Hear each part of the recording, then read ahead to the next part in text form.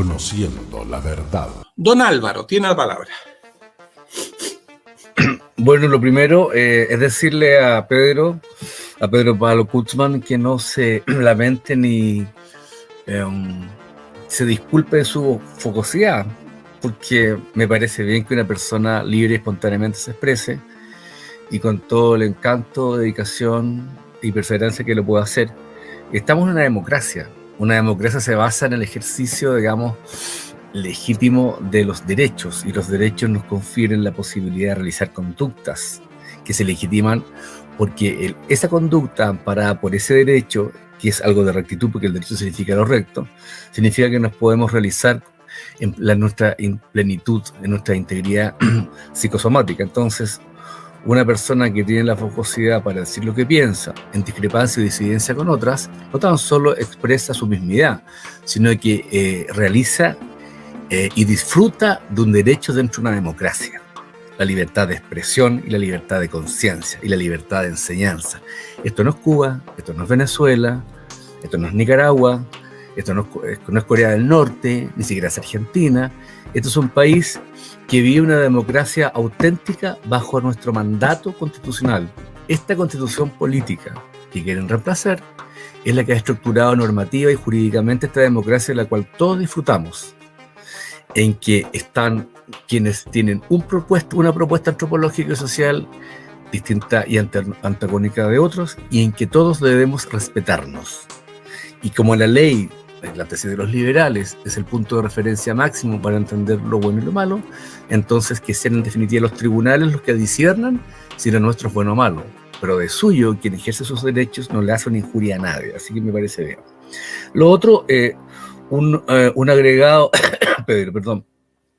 Toda la destrucción cultural y económica, te faltó a decir que pretenden nuestra destrucción espacial y territorial, pretenden desincentivar la idea de territorio, de defensa de soberanía, pretenden hacer usurparnos y arrebatarnos, digamos, nuestras riquezas, de la extracción económica, de las transnacionales que abusan, o de la implantación de formas nuevas de colonización desde la burocracia mundial. ¿Ok? Entonces, como un Estado se organiza sobre una constitución, o conforma una constitución, y esa constitución expresa un poder superior de organización y de jurisdicción, tiene una base eminentemente territorial. ¿Ok? No hay constitución donde no tan solo no hay una organización, en donde no hay un grupo humano, donde no hay una nación. Tampoco existe constitución ahí donde no hay un espacio vital de convivencia y de realización de la nación y el pueblo, en que esta constitución se aplique. ¿Ok? Por lo tanto, cuando nos pretenden desconstitucionalizar, nos pretenden destruir el espacio. ¿Ok? Porque entonces sin constitución ya no tenemos la posibilidad de estructurar un sistema de vida dentro, digamos, de nuestros límites. Dicho eso, quiero responder a una pregunta de aquí, de un cibernauta que se llama don Jorge Prieto, así aparece, y dice, plantea lo siguiente, voy a ser un poquito más pedagógico en esta cuestión. Dice que él habría visto en un canal de YouTube que don Hermógenes Pérez de Arce habría indicado que los dos sobordes son extraídos de la actual Constitución. Yo ese programa no lo conozco, yo no sé lo que habría dicho no don Hermógenes Pérez de Arce, pero en la hipótesis, voy a esto como un alegato en la corte, pero hay que ser bien preciso. En el supuesto que lo que dijo él fuera eso, o sea, si es verdad que eso que se atribuye a haber dicho a las mujeres, pero lo dijo, debo decir que está equivocado. En primer lugar, los bordes no son extraídos, son impuestos por la oligarquía partidista del Congreso. Vuelvo a repetir por enésima y millonésima vez. Este Congreso nacional está convocado como tal, con su adjetivo nacional, a hacer una representación de nuestra soberanía nacional en función de los intereses del Estado-Nación. Y quienes se integran a él, por mucho que sean representantes de partidos políticos y de facciones, las más de las veces quizás reprochables, por no decir despreciables, tienen que separarse y desvincularse del afán partidista para defender los intereses del soberano. ¿Okay? Será muy legítimo que usted pertenezca a un partido político, pero también es mucho más legítimo y se le impone por mandato histórico, constitucional, jurídico, ético, de que usted se desprenda de la prevención o la pretensión de su facción para que defienda los intereses del Estado Nacional. Dicho eso, entonces, estos bordes no son extraídos ni son conjeturales de lo que dice la Constitución, son impuestos por esta oligarquía partidista sin miramientos al mandato soberano de representar los intereses de todos. A. B. Lectura simple. Dice, ¿cuáles son los bordes? En primer lugar, los bordes no existen. Los bordes son perímetros para otro tipo de espacialidades. Aquí estamos hablando de una cuestión jurídica y se dice las siguientes bases institucionales. En primer lugar, el capítulo primero nuestro se denomina bases de la institucionalidad y es una orientación dogmática, la concepción del hombre y la sociedad que nosotros tenemos como un conglomerado, como un solo todo, como pacto, está en nuestro capítulo primero. El capítulo primero, denominado bases de la institucionalidad, formula el consenso histórico y político esencial de la nación y el Estado-nación chileno para entender qué somos como personas y como sociedad. Y se habla que las personas nacemos libres e iguales, que estamos dotados de dignidad, que la familia es el núcleo fundamental de la sociedad, que el Estado reconoce a los grupos intermedios sobre los cuales se va configurando hasta la síntesis de poder prevental que es el Estado, que el Estado está al servicio de la persona humana y que tiene una finalidad de bien común, que todos debemos contribuir al bien común, que el Estado debe proteger a la población y a la familia, defender nuestra seguridad nacional. Eso somos. La pregunta es, ¿qué somos ética, antropológica y socialmente desde la perspectiva de lo que la Constitución, lo que el capítulo primero dice? Pero ¿qué dice acá? En primer lugar, dice, Chile es una república democrática cuya soberanía reside en el pueblo. Se suprime la nación. El Estado de Chile es unitario y descentralizado. Parece equivalente, pero tampoco se señala con precisión el concepto de región. O sea, lo que compone orgánica tradicionalmente un Estado es la idea de región. Eso es lo fundamental dentro del sistema. Eso es, como decían Pedro y Osvaldo Orlando, nuestro ancestro hispánico, la región. La configuración de los poderes básicos orgánicos que dieron origen al Imperio Español. Aragón y Castilla, Galicia, Cataluña. La unión de Fernando e Isabel y después su alianza con los Augsburgo. Eso es. Entonces aquí también se omite la región, no es baladí, no es menor. Un Estado no se divide, un Estado se compone de regiones. ¿Se dan cuenta? Esa es la base sustantiva orientadora de nuestra organicidad desde el punto de vista social. Sigamos con los dislates de este sistema. La soberanía tiene como límite la dignidad de la persona humana y los derechos humanos reconocidos en los tratados internacionales. Eso está mucho mejor expresado en el vocablo que nosotros tenemos en el artículo 5. La soberanía es una expresión de la voluntad suprema y superior de la nación, pero esa nación mira a su historia y mira a la misma norma de derecho que ella ha señalado. Y los tratados internacionales, no es que es verdad que aquí se dice en la Constitución actual que el límite al ejercicio de la soberanía son los derechos de la naturaleza, de la persona. Es mucho más amplio y más rico desde el punto de vista antropológico. Dice, ¿cuál es el límite al ejercicio de este poder que es supremo? No es absoluto, es supremo. Se dice, los derechos que fluyen de la condición o de la mismidad y de la naturaleza humana. A continuación, y esos derechos se registran en la Constitución y además se registran en los tratados internacionales, porque acá hay más un dislate, digamos, y un error de carácter conceptual jurídico. No todos los derechos humanos, si usted quiere preservarlos, defenderlos y precaverlos, los derechos humanos no tan solo aparecen en los tratados de derechos humanos. Los derechos humanos aparecen en una serie de convenios, de tratados, de convenciones y de costumbres del derecho internacional. Un tratado de libre comercio, evidentemente que es incidente en derechos humanos en lo que dice relación con la cuestión de la propiedad relativo a la tributación o de la libertad de trabajo y de la precaución, digamos, de la dignidad del trabajador. Entonces, además, pretendiendo ser amplio, es limitativo, no es verdad. Los tratados, los temas de derechos humanos exorbitan los mismos tratados de derechos humanos.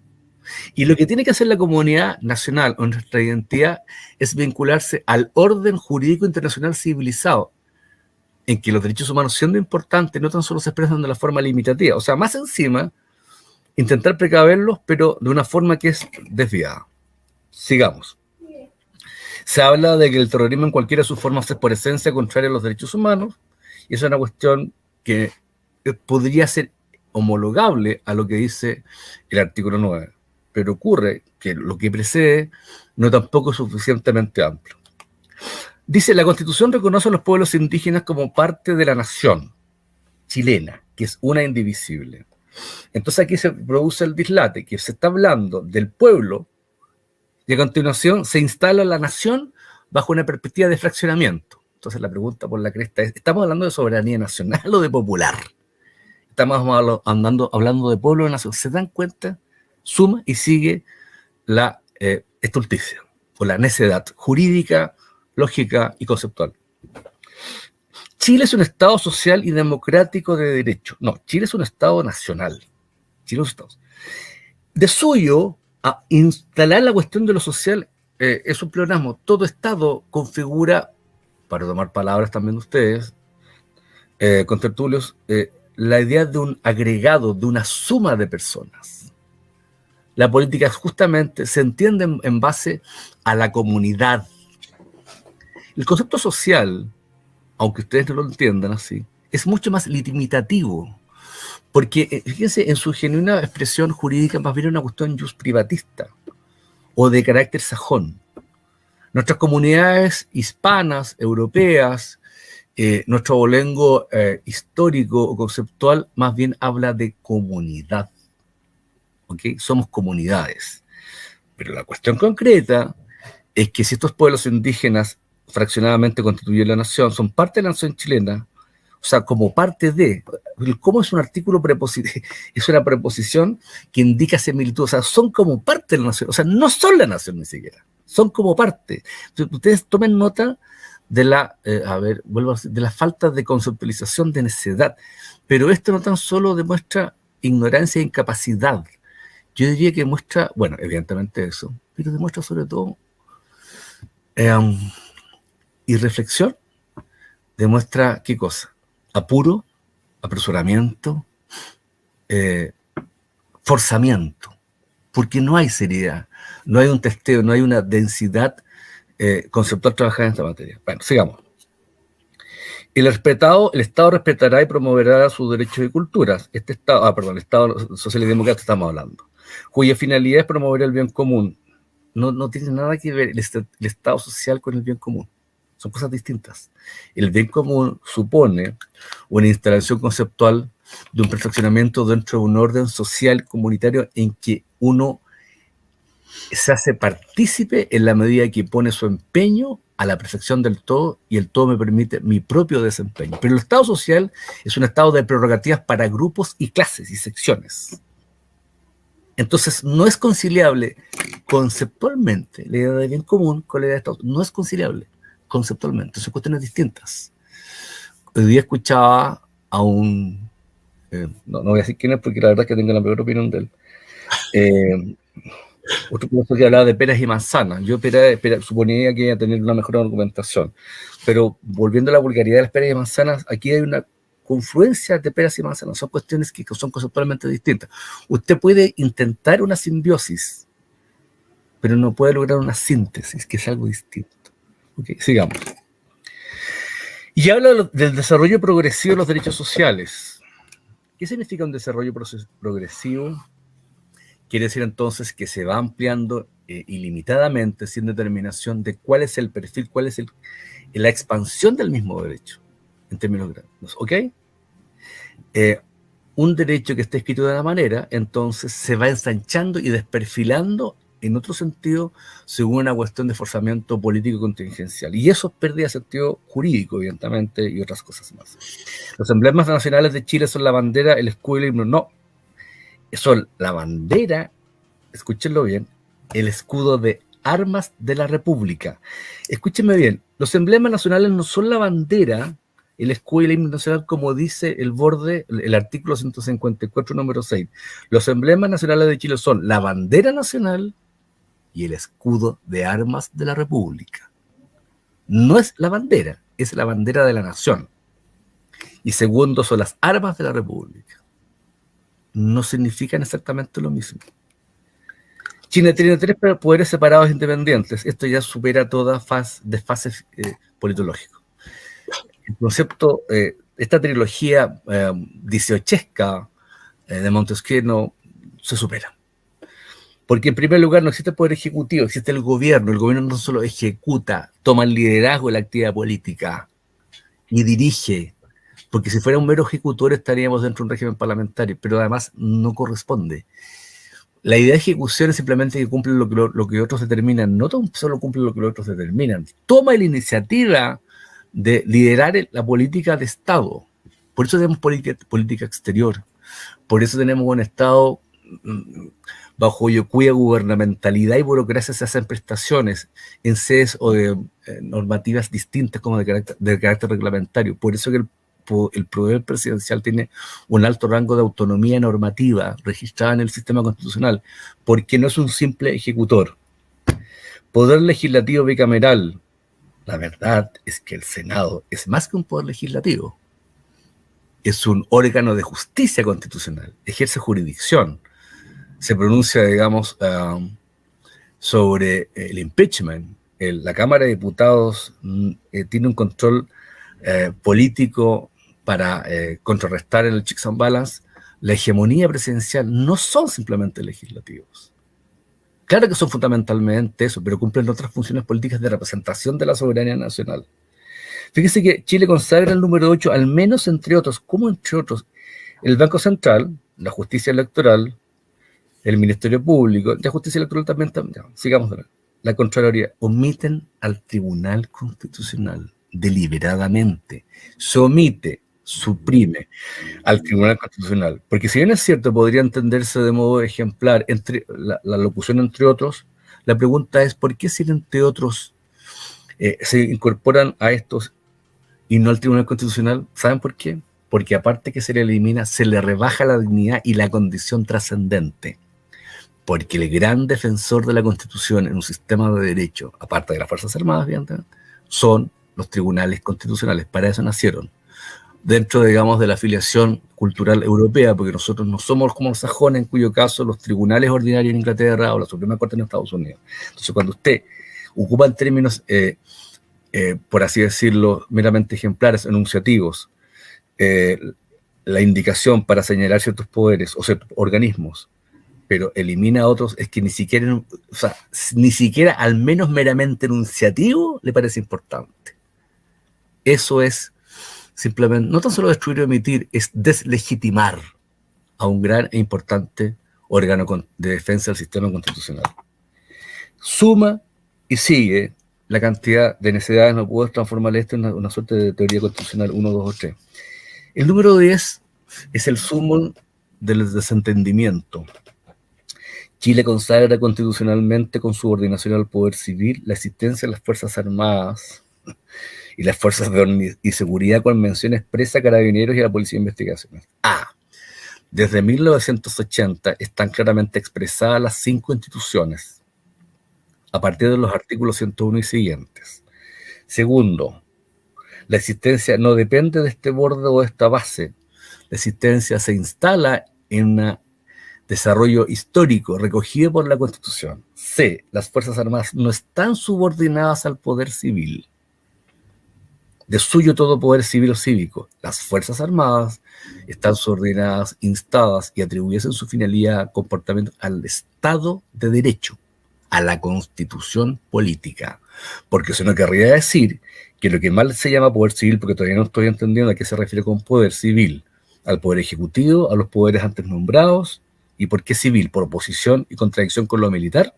O sea, ya la jerga es, esta nominación es ambigua. Segundo, puede conducir evidentemente a la idea de la contrariedad del enfrentamiento. Pero además es falsa. Porque si fuera así, entonces el poder civil, ¿en qué se transforma? En una suerte de generalísimo permanente, al estilo chavista. No es un juego de palabras, es que es la realidad. No es verdad. Las Fuerzas Armadas están subordinadas al Estado de Derecho. Es la Constitución y las leyes orgánicas respectivas los instrumentos normativos que le indican a ellas qué deben hacer y en qué casos. Coordinadas, evidentemente, como corresponde, coordinadas a través de los ministerios del área de desarrollo político que procede, con el gobierno de la República, con el jefe de Estado, que no es un poder ejecutivo, es el jefe de Estado, el presidente, y que lidera, y que tiene la obligación de salvaguardar el orden, la seguridad interna y la seguridad externa de la República. ¿Ok? Es que no tiene nada que... Está mal, o sea, todo está mal indicado. Y esta cuestión ya es esto sí que es el colofón, digamos, de la desentendimiento de las realidades políticas, por último, de la política mundial, de cuáles son los actores reales del poder, de cómo se diseñan y se planifican las esferas de influencia. Escuchen, Chile se compromete constitucionalmente al cuidado y la conservación de la naturaleza y la biodiversidad. Actualmente tenemos una normativa constitucional medioambiental que ha sido suficiente para instalar una gran y ramificada institucionalidad medioambiental. Se ha hecho suficiente. Pero hecha la salvedad de que no se explicita mayormente lo que sería la biodiversidad y la naturaleza en el sentido que está planteándose, el problema está en que corresponde a alineamientos impuestos por grupos burocráticos. Pídanle a Estados Unidos, a Rusia, a China, a la India, a Indonesia, a Brasil, pongan esto mismo, pídanselo. Claro, hay una carta ecológica europea que la Constitución francesa incorpora el año 2000. ¿Y acaso acabaron con sus proyectos atómicos los franceses? ¿Cuál es la denuncia que le hace la premier Meloni que siguen explotando trabajo infantil en África a los franceses? ¿Eso es su respeto por el ambiente, por la biodiversidad, por la naturaleza, por el entorno? Y cuando Meloni se lo imputa a Macron, Macron tampoco responde, no se hace cargo. ¿Se dan cuenta, no? El desentendimiento conceptual en el plano de lo que se revela acá, que lo es el sistema internacional. Entonces, yo no sé si puede ser cierto que el señor Perder se lo dijo, y se lo dijo, evidentemente, que está profundamente equivocado. Finalmente dice que ninguna autoridad ni tribunal pueden conocer acciones, reclamos o recursos contra con las funciones del Consejo Constitucional o la Comisión Experta. O sea, lo peor de lo peor es que más sencilla, ellos ponen una norma de clausura extrema por cuya razón estamos impedidos todas las personas y ciudadanos de reclamar contra ellos mismos. O sea, siendo un Estado de Derecho que se cualifica, entre otras cosas, porque debe haber una tutela jurisdiccional ante el abuso, nos zafan de esa posibilidad. O ellos se zafan, mejor dicho, y nos impiden un reclamo justo, judicial y de derecho ante los tribunales, que son la última despensa de protección del sistema de vida personal y democrático. ¿Se dan cuenta de la gravedad del tema? Esto es la configuración, no de un sistema absoluto, porque al menos Luis XIV y los reyes que vivían en Versalles, con muy buen tino estético, reconocían ser hijos de Dios, tenían las tradiciones de Francia. Fíjense ustedes que las leyes fundamentales del Reino de Francia no podían estar supeditadas incluso a la superioridad soberana de Luis XIV. Luis XIV reconocía la superioridad de las leyes y la tradición francesa. Y le dice a Colbert, lo explicó otras veces, cuando le pide a Colbert que suba los impuestos de la ciudad de Lyon por el tema, digamos, del trabajo, de la buena ganancia que tienen los productores de seda, le dijo, Siré, no podemos hacerlo, porque los fueros de la ciudad nos impiden subir los impuestos. Al mismísimo Luis XIV se lo dijeron. O sea, él respetaba el derecho ancestral que podía ser reclamado ante las cortes. Y acá nosotros no tenemos ninguna posibilidad de concurrir en la corte. Termino porque ya es suficiente.